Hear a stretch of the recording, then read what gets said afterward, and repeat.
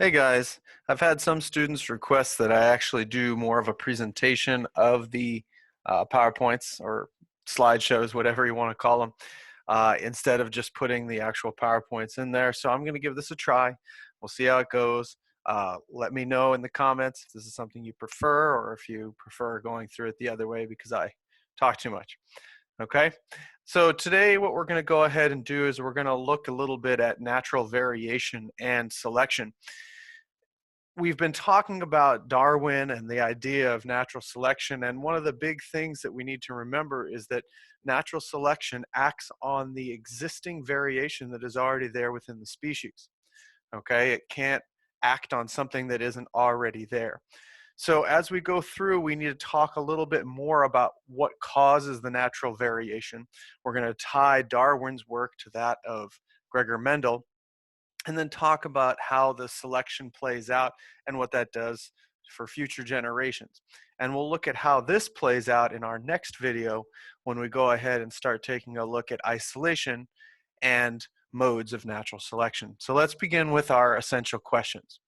Okay, so first essential question: what is genetic variation and what are the sources of this variation? So we're going to look at how that variation exists and where it came from, so we can kind of get an idea of how this relates to its arising before we go ahead and start looking at how it plays out. And two, what role do genes and allele frequency play in evolution? So hopefully you do see that this real purpose of this presentation is to kind of tie genetics in with our understanding of Darwin's natural selection. Okay. Now you have to realize that it wasn't until about 1910 that biologists began to realize that genes were the key source of evolutionary change.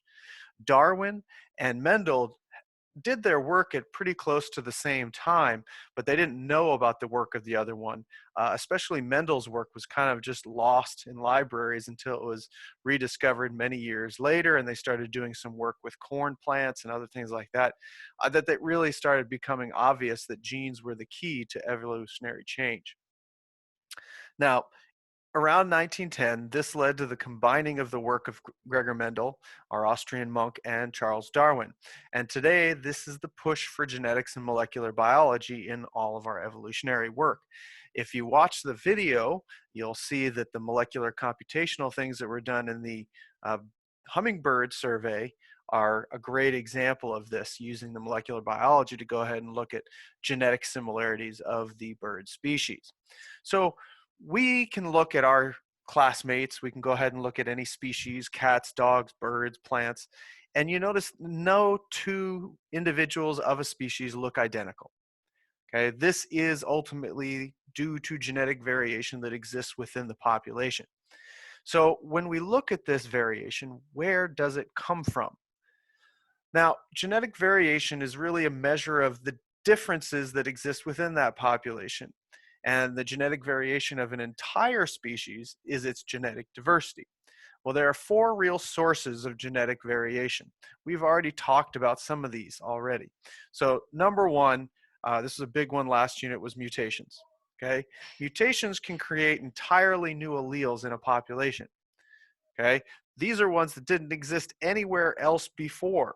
They're totally brand new. And we talked about the fact that about 1 in every 4 of you actually has a brand new allele that never existed before you had it. 2, random mating. Mating that is based on survival of the individual, not based on some preconceived ideal of attractiveness. And hopefully you start realizing that this is where human species is a little bit different from other species in the wild. We don't necessarily follow true random mating. And so we'll talk a little bit later about genetic equilibrium and how this kind of throws this off. Number 3, random fertilization. We don't go through, unless we're doing some sort of genetic engineering, and select the sperm or egg that's used in reproduction. So as long as reproduction is occurring through this random mode of fertilization, you're going to get combinations that are not necessarily predictable. Lastly, and kind of tied to the random fertilization before, is gene shuffling. This is where you get a mixing of traits that is the result of sexual reproduction. Now, when we go ahead and reproduce, you get some genes from your mom and some genes from your dad. Okay, well, you have both of those in you. But when you go ahead and produce your own sperm or produce your own egg, you don't know if you're sending your dad's trait or your mom's trait. A certain amount of that is just pure chance. And so this creates totally new combinations of alleles that didn't previously exist. And this is exacerbated or amplified if we go ahead and see things like crossing over. Okay, so gene shuffling, the mixing of those traits due to sexual reproduction, random fertilization, random mating, and mutations. Genetic variation is a really important force in evolution, as it is what allows natural selection to increase or decrease frequency of alleles in a population. Okay. Genetic variation is advantageous to the population because it enables some individuals to adapt to the environment while maintaining the survival of the population. They can kind of experiment and try new things, not purposefully, but purely by chance. And if those traits are more successful, then they become more common in the population. If those particular traits or variations are not beneficial, then they disappear and are not within that population anymore. So how do we know what traits are in there? Well, we can start studying the genetics of a population and look at all of the different alleles that exist in every single member of a population. All of this combined is what we call a gene pool. Now, it typically contains about 2 or more alleles for every single inheritable trait, and there are a lot of traits. Some of these are monogenic traits, one gene controls the trait, and some of them are polygenic traits where 2 or more genes control an individual trait. Now, so we have all of these different alleles that exist within the gene pool. Well, how common is a particular allele? This is known as the relative frequency. The relative frequency of an allele is the number of times a particular allele occurs within the gene pool compared with the number of times other alleles are within a gene pool. And this is typically expressed as a percentage. 10% of this particular allelic combination, 25% of this particular allelic combination, that type of thing. Now keep in mind, natural selection does not know anything about the genes. Natural selection acts on phenotype of the organism, not on the genotype of an organism. Okay, so let's take a look a little closer at frequency of alleles. Now, if you go ahead and take a look at this, obviously this particular population of mice has far more black mice than it does brown mice. You got 48% are heterozygous black, and you've got 16% that are homozygous black. But because black is the dominant trait, okay, you end up with what, 64% of your population is a black mouse. You only have 36% that is homozygous brown. And so 36% is your brown mice. But if you were to count up every single allele, okay, we take a look at this. You have 2 alleles in the homozygous brown mouse. Both of those are for the brown color, so 36. And then you have half of these heterozygous black mice. That's actually a brown allele. Okay, so because there are more homozygous brown mice than there are homozygous black mice, and the heterozygous mice have both a black and a brown allele, there are actually more brown alleles in this population than there are black alleles, even though there are more black mice than there are brown mice. Okay, so for this first presentation, we're going to focus on single gene natural selection, and we'll really kind of look more at polygenic traits when we go ahead and look at the second half of this week, and that's looking at modes of natural selection. Now, the number of phenotypes produced for a given trait depends on just how many genes control that trait, and we're going to focus on a single gene trait. We talked about things like hitchhiker's thumb, tongue rolling. These are great examples of single gene traits in humans. Natural selection on single gene traits can lead to changes in allele frequencies and thus to evolution. But in some instances, we're not always going to have survival determining whether a particular gene is present or not. In some instances, the negatively effective traits are going to be wiped out altogether because you either have it or you don't because it's a single gene.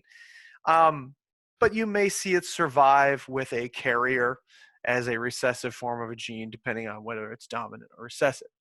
But there's one more situation that I'd like to show you, and that is what we call genetic drift. In really small populations, individuals that carry a particular allele may leave more descendants than others purely by chance, and it has nothing to do with survival of the fittest. Over time, a series of chance occurrences of this type can lead to a really common allele that has nothing to do with survival. So I want to give you an example here. And on the left of the slide here, you see a sample original population. We go to a woodland, and there are beetles all over this woodland. But then, as these beetles are living their happy lives, all of a sudden a massive forest fire comes through. And when that massive forest fire comes through, now all of the beetles are killed off except the ones here in the little circles. These end up being what we call founding populations. They're going to start their own group of beetles. And assuming these two populations are far enough apart so that they don't interbreed, you're going to end up seeing the two different groups go different directions in terms of what kind of shell patterns they see, even if shell pattern doesn't have anything to do with survival. In the bottom group, you'll see down here, we have darker pattern, not a black, but a darker pattern with black spotches, and these lighter patterns here. Up here, you have either dark, dark, or light, light. There isn't any of the gray. This particular beetle, as well as this particular beetle here, are in both populations, but other than that, there's not any overlap. So let's move on years later. As the population begins to grow, the forest is starting to heal, but they're still not to a point where these two populations can interbreed. You look at the descendants and you start realizing that the patterning on the carapace or back shell of the beetle is based on what the parents had. They are not going to develop a pattern that didn't exist there before. Natural selection can only act on those traits that are already in the population, unless there's a mutation. Okay, so as you take a look at these two populations, they have these particular shell patterning, but it doesn't necessarily have to do with survivability. It has more to do with the randomness of what tree they were in when you had the actual forest fire come through. This is what we call genetic drift. Now, we also said earlier in the presentation that we talk a little bit about genetic equilibrium. Hopefully you're familiar with the term equilibrium at this point, and you realize that equilibrium simply means that there is a balance. It's somewhat stable, okay? The situation in which allele frequencies remain constant is what we call genetic equilibrium. If allele frequencies do not change, however, the population cannot evolve. So genetic equilibrium does not lead to evolution. So what conditions must exist if we're going to see genetic equilibrium? There are 5 conditions that we identify. 1, there has to be random mating. Now, we talked a little bit about this at the beginning when we were saying that humans don't necessarily fit this because we don't see random mating, okay? The population must be very large. If you have a tiny little population, you can't see genetic equilibrium get reached. 3, there can be no movement into or out of the population. So in terms of emigration or immigration, if this occurs, you're not actually going to go ahead and see a population stabilize. Okay. 4, there can be no mutations. Now, hopefully you recognize that this one of all of them is absolutely unrealistic. We don't really control mutations, and so this may happen for a very short period of time, but ultimately mutations will come into the mix. And then lastly, there can be no natural selection. No natural selection means no evolution. So a population must be very stable, have very little change in its makeup in terms of what's coming in, what's coming out. Mating must be completely random, and it has to be large enough to avoid the problem of genetic drift. Now, if you're looking at this and you're thinking, well, when does this ever happen? In most populations, the answer is never. Okay. It may happen for a very, very short period of time, but then one of these things gets triggered and it is no longer in genetic equilibrium. Okay. So the big takeaways from today, if we go ahead and go back to our essential questions, is that we start realizing that allele frequency is the genotype that underlies the phenotype. But remember that natural selection acts on phenotype, not on the genotype. Okay, that's an important thing to kind of keep in mind. And especially as we go ahead and start moving forward and we go ahead and start looking at isolation and modes of natural selection in our next presentation, you'll start seeing hopefully how all of this ties together before we start next week looking at the process of speciation and adaptive radiation. All right, you guys, that's it for this one. I hope you guys are doing well. I send my very best wishes and hope you're staying happy and healthy. Thanks. Bye.